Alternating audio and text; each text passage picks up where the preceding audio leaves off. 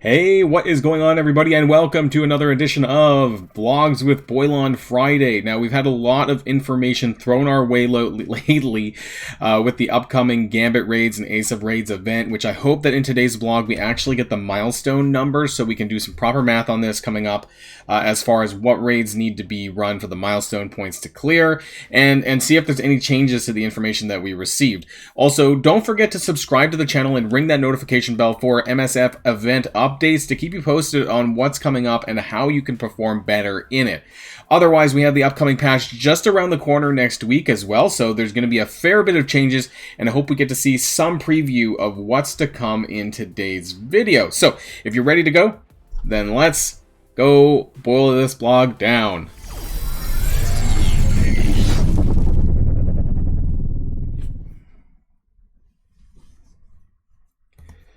And we're starting with a banger. Actually, you know what? I did not expect for them to give out these characters. So we have now confirmation that the two characters who are going to be following in the hero Asgardian footsteps is Jane Foster, Mighty Thor, and Valkyrie. Now, what's interesting though, and I have to say this at the beginning, is that if they're giving us this information now, the envoys have nothing special to show us next week. So normally the Scopely will save, you know, a team reveal for them, and now we know all four of the characters, which is going to be Sunfire, Rogue, Mighty Thor, and Valkyrie, right? So I guess they have nothing to show us that's different next week. But let's continue on anyways. So there's probably some lore here. We have, obviously, with the reworks and updates to Heimdall, Sif, and Thor that we saw last week. So this is the hero Asgardian team as being high. Okay, yeah, so there's going to be some lore background there. Not going to really go over that, but if you want to read it on your own time, there it is. So Mighty Thor is a controller for the hero Asgardians and features high focus and health stats to help her thrive in battle like a bolt of lightning. I just want to take a look at the picture again. It's not bad, I guess. I guess we'll see more when it comes to the movie, right, with Thor 4. Mighty Thor is a surge of power, and her role on the team is to provide charged to her Asgardian hero allies. Okay, so we know that Thor has charge, so I don't think anyone else does, though, yet. This mechanic will allow Thor's passive ability to trigger more frequently and make Valkyrie's ultimate and passive abilities more powerful. We'll see what this looks like. Not to be outdone, this Goddess of Thunder also possesses a passive ability. That's true. So both Thors and Valkyrie have some sort of charge mechanic on their passive. That should be kind of interesting. Hero Cosmic Mystic. We knew this. We knew that she was going to be a Mystic character. So yeah, start collecting. I'm crawling on the floor when it comes to Mystic gear because of Darkhold still. And then now I have to upgrade OG Thor and this Thor. So yeah, this is going to be a struggle. Attack primary target for 300 piercing plus clear 2 positive effects on the basic. In war, this attack ignores defense up. So that's pretty cool. Piercing and ignores defense up. In war, and it's not specific to war defense, even though they said they were a war defense team. So, I don't know. Is there going to be some theory crafting for offense? Shards of Mjolnir, special, available on turn 1. So, as the ultimate looks like. Attack primary target for 350% piercing. Attack adjacent targets for 300% piercing. I like those, all piercing.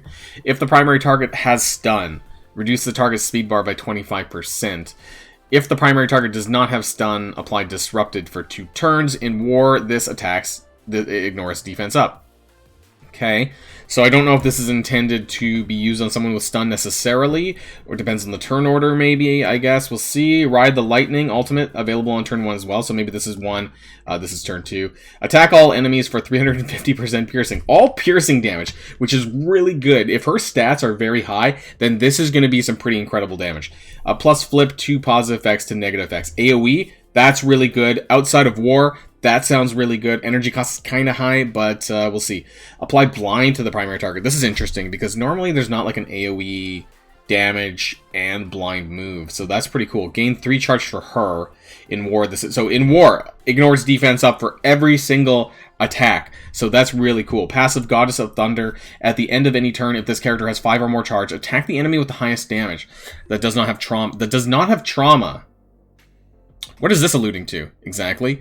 For 250% damage plus lose 5 charge. So, I don't think this is going to be as strong as Thor's passive, because Thor's is AoE.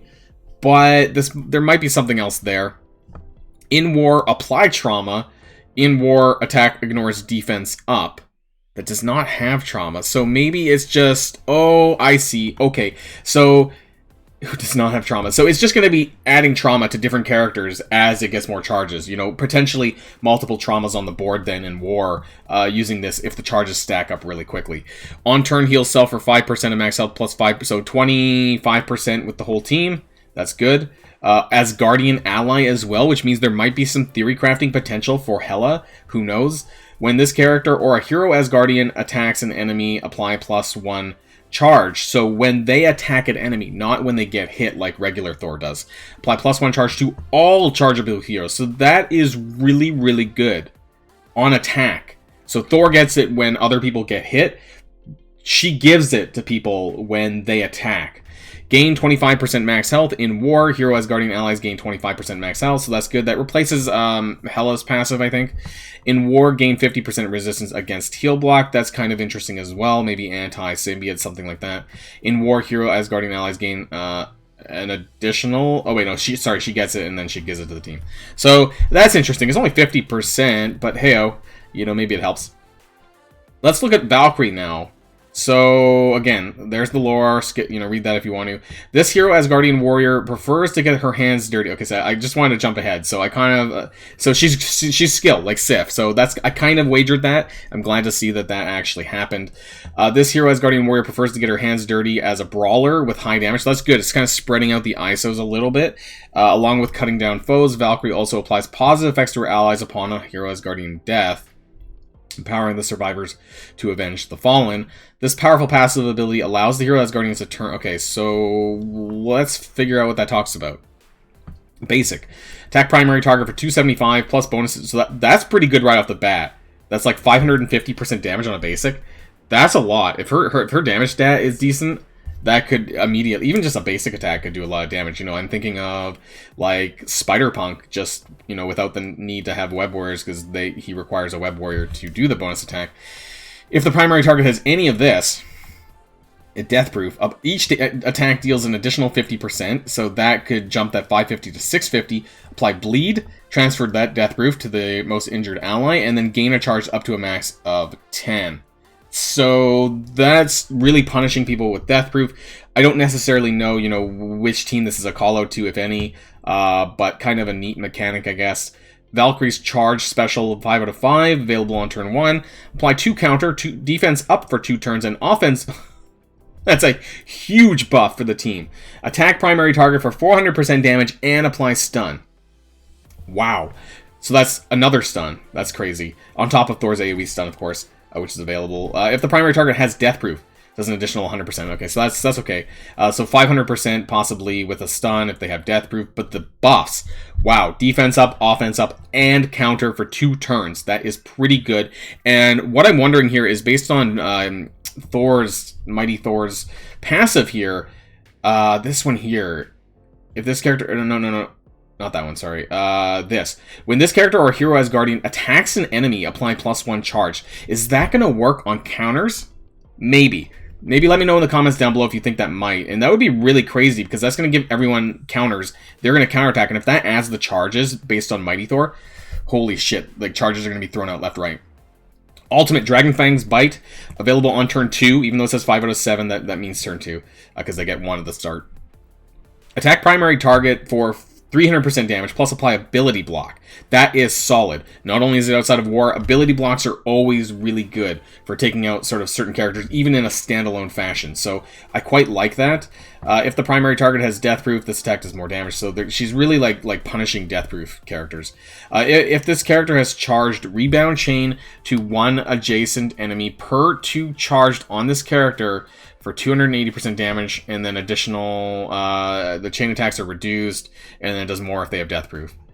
So counterattack breaks this chain. This is unfortunate. So the more charges, the more damage this is going to do. So not only does it apply ability block, but just a little bit of additional damage, I guess, to other characters as well. Passive Battle Maiden.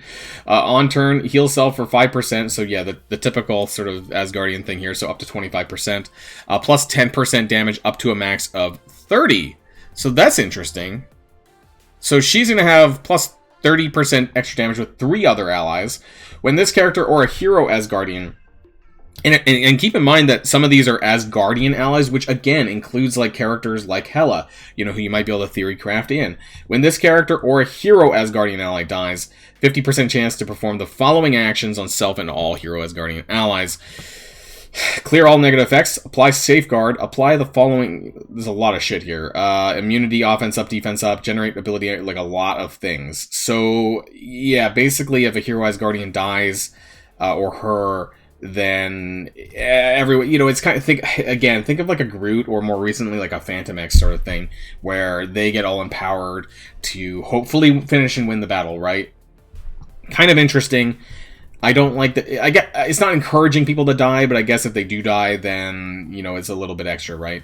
On war defense. Okay, so this is where I was wondering when that was going to trigger, when this was going to come in. When this character or a hero Asgardian ally dies, always perform the previously listed actions. Okay, so this is outside of war. This is during war. But even outside of war, this would only apply to Asgardian allies, hero Asgardian allies. Cosmic Crucible. Defense maybe is what I'm thinking, or offense maybe, Cosmic Crucible related. I don't know if you would necessarily use the full team outside of these two game modes. Gain 25% crit chance, and they get that as well. On war defense, apply offense down to all enemies on spawn, so that's pretty crazy. And on war defense, lower the assist chance per cosmic enemy. For all enemies by 20% per cosmic enemy. So, screw you, Infinity Watch. Right? That's all. They're all cosmic. Yeah, I don't know if they're gonna beat Eternals, but they will probably. It sounds like they're pushing to beat Infinity Watch. Another Infinity Watch counter. Sure, we'll have to see, I guess, right, how this plays out in battle. 7-day login streak, arriving with the upcoming 6.2 release, which should be next week. Will optimize your daily time. After logging in for 7 consecutive days, you'll enjoy automatically completing several daily objectives, including additional rewards for spending your campaign and the new Raid Sim feature. Okay, we need to know more. What's going on here? Activating 7-day login streak. You're going to get this stuff, right? Auto-completing daily objectives. Commanders level 64 plus will have the following daily objectives automatically marked as completing to be granted the rewards. Arena, RTA, Villains, Heroes, Auto Win, and Blitz. So, it's basically telling you that you don't need to do your arena battles if you don't want to. You don't need to do RTA if you don't want to. You don't need to do Blitz if you don't want to. But it doesn't really save a lot of time, does it? Maybe the RTA one. But, I mean, overall, I mean, I don't know. It's not going to save a ton of time. It just... If anything, it's actually going to make people forget to do their arena battle, probably. Because then they might not have to do it. Okay, let's move on. Raid Sim. This is what I want to know. Available in Doom, Ultimus, and Greek raids on select nodes for commanders level 62 plus. Select nodes. I don't like that. We'll be able to use the new Raid Sim feature. The aim of the Raid Sim is to allow you to cruise through easier, earlier nodes to afford more time to strategize difficult later nodes. Doom raids and Ultimus raids will allow you to sim approximately up to 60% of the raid. Great, because that's what I'm doing right now anyways in my alliance. But I don't know if I'd want to sim Doom 2.2. Well, you'll be able to sim approximately up to 80% of the Greek raids. That's good. But of course, we have the Gambit raids coming, which is replacing Greek raids. So that's not good as far as an exchange of time. They're going to monitor that. New milestones, I guess, for campaign energy. Oh, is that for the A's for, I don't know, whatever it's called. The campaign energy, the 2-day milestone. Roland Rebel Ace of Raids. Okay, so we're going to need to know more about this. We're going to have to come back to this when it actually comes out. They're not being clear as to exactly which nodes can be autoed or simmed and how that's going to look. Are we going to be able to actually clear it, or is it going to fuck up our raid teams and we're going to die? We'll know more next week, I guess, if they're not going to give it to us. Roland Rebel Ace of Raids. Okay, so we knew that this was going to come. Hopefully they have the math here for they do. Okay, so battle your way through the Gambit raids. It's 2 7-day milestones. We knew that, but it's the second day that counts, because it's the second day that has the Dazzler, sorry, the second week that has the Dazzler Glimmer Bracelet for 10,000 points, and that's important. But we have the points here, so 1 to 1, that's fine. But we need to know the maximum, and where the, I guess, week 2, where the Glimmer Balls are going to be. So now we have an update as to how many Disco Balls we're getting. And it looks like it caps out at 10,000 milestone points. So that's good to know, because then we can do some calculations and see, you know, like what kind of raid do you need to be on in order to actually get this cleared. And, you know, stay tuned on my channel. We'll be doing that, and we'll be releasing that over the next few days. A lot of this weekend is going to be Gambit raid related, I think. So keep an eye out there. Week 2, where is the Glimmer Bracelet? Here at 8330 over down here. So that's going to be an important milestone to achieve on week 2, or, you know, week 4 of June. And so hopefully we can get an idea of how easy that is or not to be cleared. Now, there's going to be augmented tempered osmium for Gambit, or maybe saving for Morgan Le Fay, or even like tier 17 Morgan Le Fay, if you're not really planning on building up Gambit. So there's going to be 10 of these actually at the bottom of the milestone for each of the Gambit raids, and 1 Elite 5 orb each. Interesting rewards. I'll have to math it out later, though. We have a special web milestone here, double down web milestone. Support your Gambit raid efforts by earning kinetic raid energy and health packs after battling in war. Okay, so war stuff with Uncanny X-Men. Well, fuck them, because I'm not gearing Uncanny X-Men just for this. Unlimited X-Men. Also not gearing them just for this, so they can fuck off with it, with this milestone. I'm not really gonna do much for this. I have Phoenix, I guess, who's a gear tier 15, but other than that... Oh, actually, sorry, Beast is also an Uncanny X-Men. So Beast and Phoenix. Everyone else can fuck off. I don't really have anyone much... actually, I have Colossus, sorry, at gear tier 14. Other than that, that's all I have. Not really going to go out of my way to gear these characters, and I really wouldn't either. There's some math here. I'm not going to... There's some magic shards. There's some character shards in here, but other than that, I'm not really going to go over this too much. I'll check this out later on my own time. Power Armor, we have the Blitz thing next Thursday, which is going to be the Quick Rumble Blitz related to Power Armor, so there you are. Morgan Le Fay, okay. Let's talk about this. With the return of the Pestilence Scourge event still a couple of months away, want to give players the opportunity to gain some shards from Morgan Le Fay sooner rather than later. If you fell a bit short of unlocking her to her next star level, you'll want to check out the new and improved Pestilence Orb. Okay, so they're going to monetize the Pestilence Orb to add Morgan Le Fay character shards in. Oh my god. And will be on the lookout for offers that contain limited quantities of fragments for Morgan Le Fay. Oh my god. They're just going to find more and better ways to monetize Morgan Le Fay before her event comes around if you're desperate. So if that's you, well, then open up your wallet, because that's the name of the game. Gear name updates. SO2 is now changing to Superhuman Serum. Extremis is changing, Oz Formula is changing, and Tesseract Energy is changing.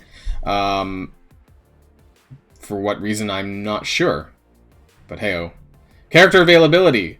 Silver Surfer! Finally going to Doom 1-9, and Negasonic is moving to the Raid Store. Everyone just gets shoved into the Raid Store. Loki was moved into the Raid Store. Now we have Negasonic going into the Raid Store. Everyone is going into the Raid Store. But finally, after over a year, Silver Surfer is finally on a node. Oh my god. And weekly events, let's finish off here. We have an America Chavez Blitz on Sunday. We have Omega Red starting on Monday. That's important. Omega Red, very good legendary. Try to get him. Very solid, worthwhile, gear him up. And then we, of course, have Gambit Raid on Wednesday. Power Armor, Back to Boot Camp, Block Party. Okay, so a lot here to swallow. I'm going to have to spend some time afterwards to kind of math some stuff out. Maybe think more about the kit for Mighty Thor and Valkyrie. I'm going to do maybe a similar table as I did for my recent Unlimited X-Men in terms of the buffs and debuffs. So be on the lookout for that. I might talk about that maybe Monday or Tuesday. But we're going to be talking about a lot about Gambit Raid this weekend, I think, and you know, talking about the math, talking about what needs to be done, some of the strategies, you know, the characters, the best characters for it, and all things like that. So if you want to check that out, make sure you follow the channel, make sure you subscribe, and make sure you hit that notification bell to let you know when these videos are going to come out. So otherwise, enjoy the rest of your weekend, everyone, here on Blogs with Boilon Friday. And until next time, stay safe and healthy, and I'll see you all later. Boilon signing out.